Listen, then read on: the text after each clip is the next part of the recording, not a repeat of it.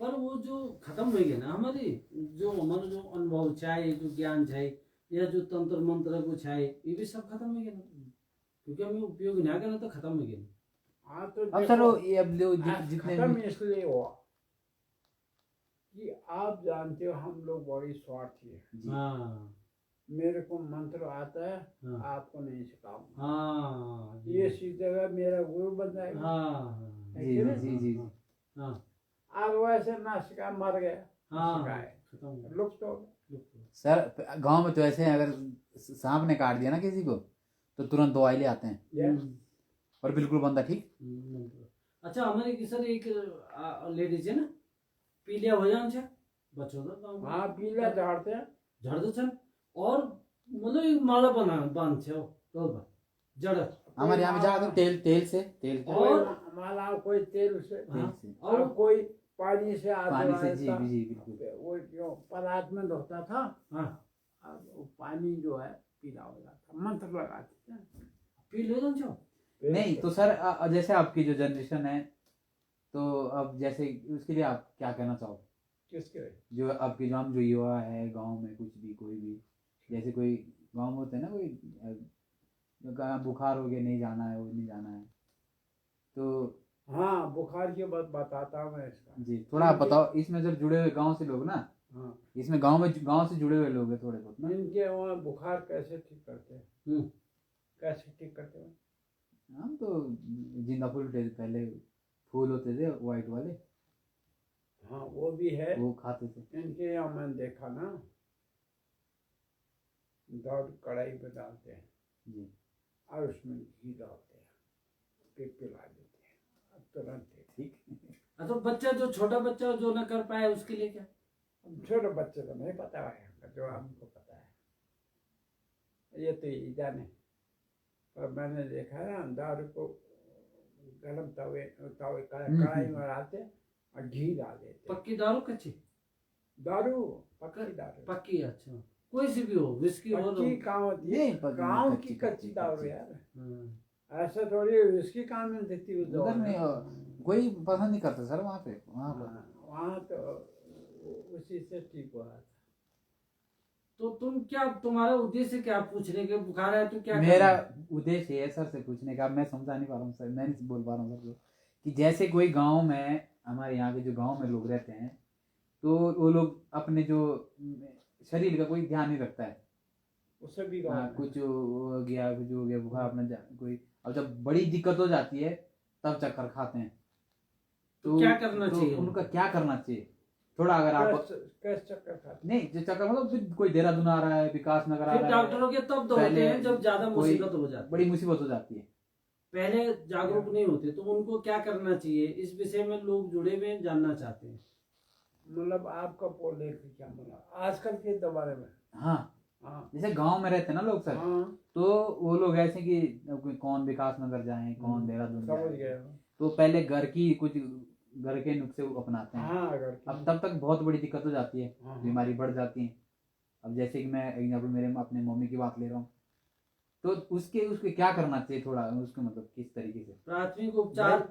ऐसा है पर्टिकुलर बीमारी बताओ, ये बीमारी है बुखार का बताया जी जी कर दिया है ना, जैसे गाँव वाले दांत निकालते थे हाँ। अपने हाथ से निकाले थे, बड़ी सही ढंग से निकालते है ना, तो गांव के जो जड़ी बूटियां होती थी, अरे फोड़ी फुंसी होते पत्ते वो गाँव के निकालते हैं, वही जी पीस करके वो लगाते ठीक हो जाता।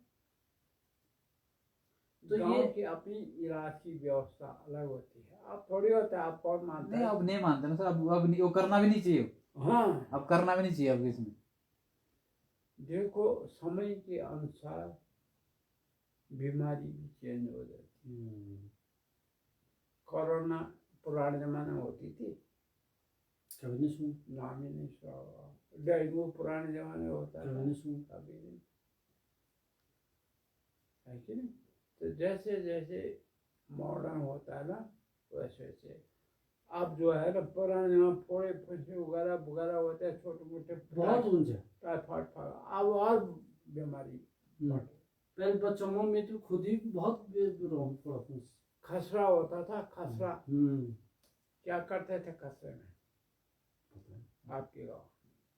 थोड़ा नाम खसरा कहते हैं ना, खसरा बीमारी है अंग्रेजी में, हमारे यहाँ दादरा कहते हैं। दादरा, हाँ हाँ दादरा, हमारे यहाँ दादरा कहते हैं। खसरा हिंदी में बोलते हैं। जी जी। दादरा, जैसे किसी बच्चे को दादरा हो गया तो उसको क्या कहते थे, गर्म कपड़े में, और तो बुखार आया रहता है, खसरे में दाने हो जाते हैं, उल्टा तो और गर्म कर देते हैं। अच्छा, खसरा खसरा खसरा, हम उसको फाश बोलते हैं। फास अलग चीज है। फाश अलग चीज है सर। फास खसरे का दूसरा रूप है, जो मतलब पहले क्या था सर कि हर बच्चे में एक बार वो आना ही आना था, जीवन में एक बार। हाँ, जीवन में। अब तो उसका कोई पता नहीं चलता क्या है, कैसा है। अब मैं बताता हूँ।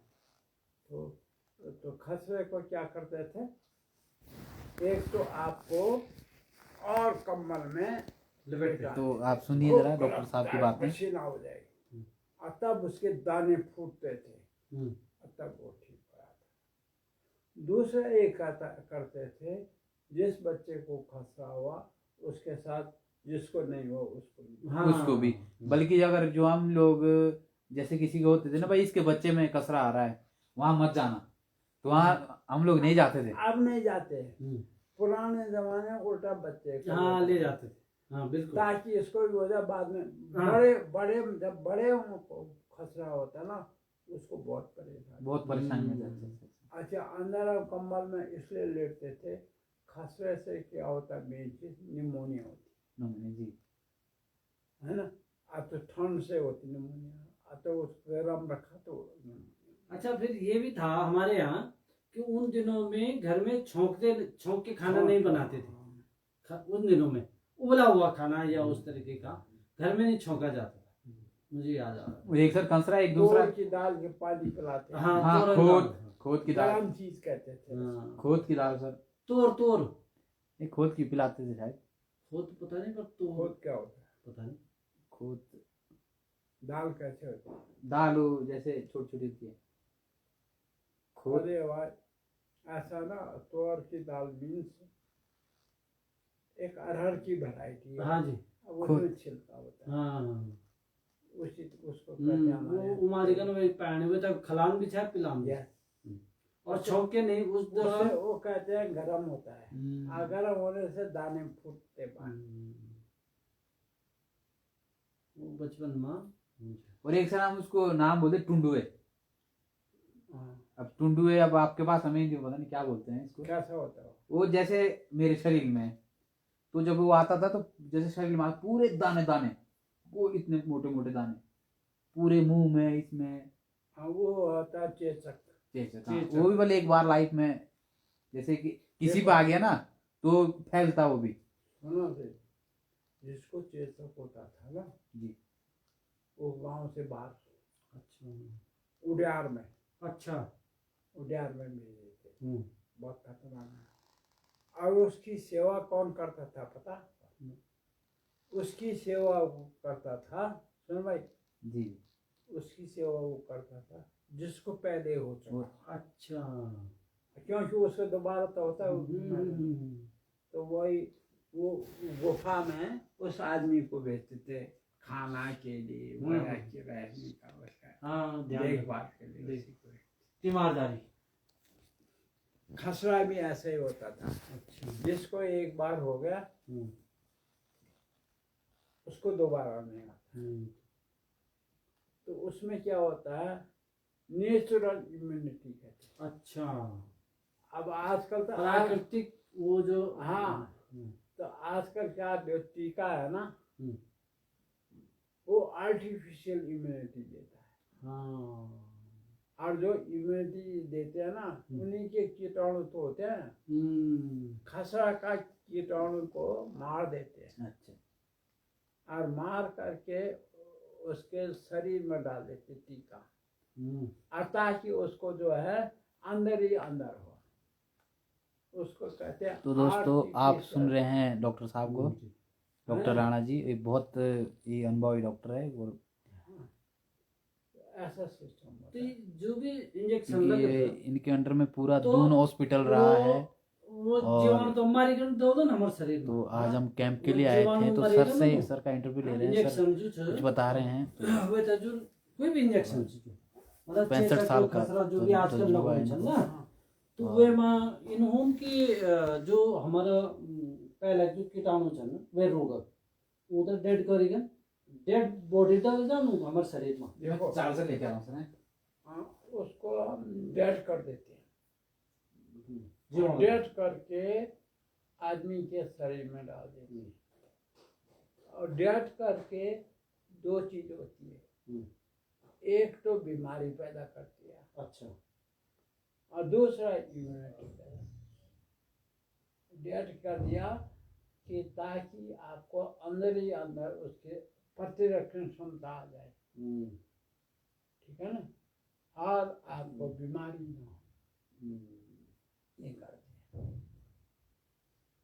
चेचक चला गया, खसराता है, कई बीमारी चले गए। इंजेक्शन लगे जन्म से ही। हाँ, टीकाकरण करते हैं। टीकाकरण, तो टीकाकरण अनिवार्य है ना? बहुत अनिवार्य है। बहुत अनिवार्य है टीकाकरण बच्चों में हर एक के लिए। बच्चों में वो टीकाकरण अनिवार्य है। पहने का आपको हाँ? तो इधर देखिए।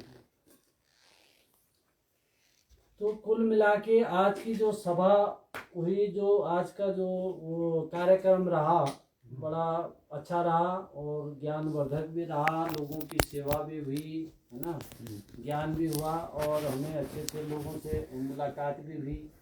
और आज का जो आकाशवाणी का जो एक कार्यक्रम था आकाशवाणी, आप आकाशवाणी टिहरी गढ़वाल हरियाणा गांव से इस समय सजीव प्रसारण देख रहे हैं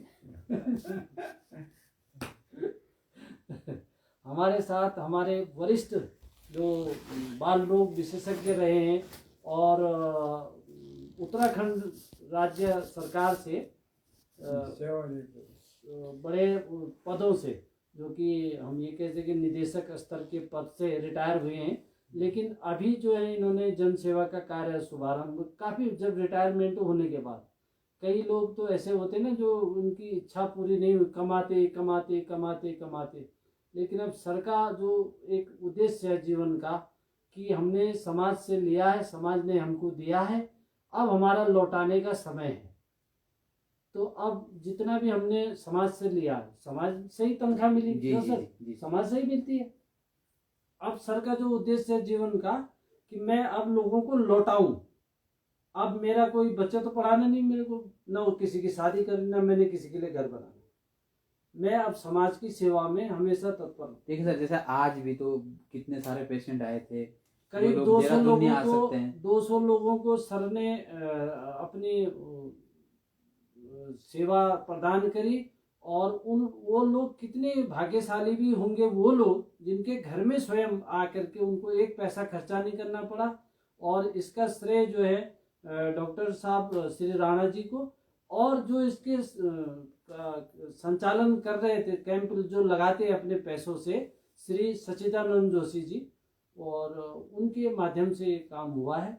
और कई वर्षों से राणा जी भी उनके साथ जुड़े हुए हैं और वो जोशी जी भी कर रहे हैं, अपने खर्चे से ही वो सारा कुछ करते हैं, लोगों से एक पैसा वो भी नहीं लेते हैं जोशी जी, और राणा जी तो निःशुल्क कर ही रहे हैं। देखिए तो सर, आज जैसे आए हैं यहाँ पे, सर आए हैं तो सर की यहाँ पे आज के टाइम भी इतनी अच्छा कार्य करे, इतनी फैनफुल होगी, मतलब कितने लोग आ गए सर के भाग्यशाली लोग हैं ना भाई, कि मतलब जिनको क्यों जी भाग्यशाली तो है, उनके घर में आकर के उनको सेवा दी जा रही है, उनका एक पैसा खर्चा नहीं हो रहा है, और वो अपने साथ 2 दिन की दवाई की जगह 2 महीने के ले जाते हैं। इसको पता है, हम सबको पता है कि अतिरिक्त ले जा रहे हैं। अब क्यों ले जा रहे हैं? अगर सेवा होती बगल में तो क्यों ले जाता आदमी? खुद उसको पता नहीं, वो घर जाके भूल जाएगा कि ये दवाई मैंने कब खाई और किस चीज़ की है, लेकिन ले गया, मजबूरी है, जब कहीं दूर दूर तक है नहीं। तो इस तरीके की सेवा भाव हमारे डॉक्टर साहब के अंदर है, और हम तो यही चाहते हैं कि ईश्वर उनको खूब लंबी सेवा का मौका दे और वो जन सेवा में जुड़े रहे। क्योंकि गीता में भी भगवान ने यही कहा, जब अर्जुन पूछते कि संत कौन है, तो वो संत की परिभाषा कहते हैं कि ऐसा नहीं है कि जिसने जटाजूट रख ली हो और जो साधना में लीन हो, योगी बन गया हो, वही संत है। उन्होंने कहा जिन्होंने अपना मोह त्याग दिया हो, जिन्होंने अपना अहंकार त्याग दिया हो, जिन्होंने अपना स्वार्थ त्याग दिया हो, वो गृहस्थी होते हुए भी संत है और मेरी नज़र में वो प्रिय है जी क्योंकि वो अपने स्वार्थ से नहीं कर रहा। अब कोई योगी साधना कर रहा है तो जी। उसको मोक्षिक प्राप्ति की स्वार्थ है उसका, यही तो है उसका, बाकी क्या है, मुक्ति चाहता है, भगवान में लीन होने का स्वार्थ है उसका। लेकिन कोई निस्वार्थ भाव से जन सेवा कर रहा है किसी भी रूप में, तो उसका उद्देश्य जो है उसको भगवान की सेवा समझना, जन जन में भगवान का वास, कण कण में भगवान का वास समझना, ये उनका उद्देश्य है। हेलो, नाम क्या हाल है? एक पार्टी दिया उसने।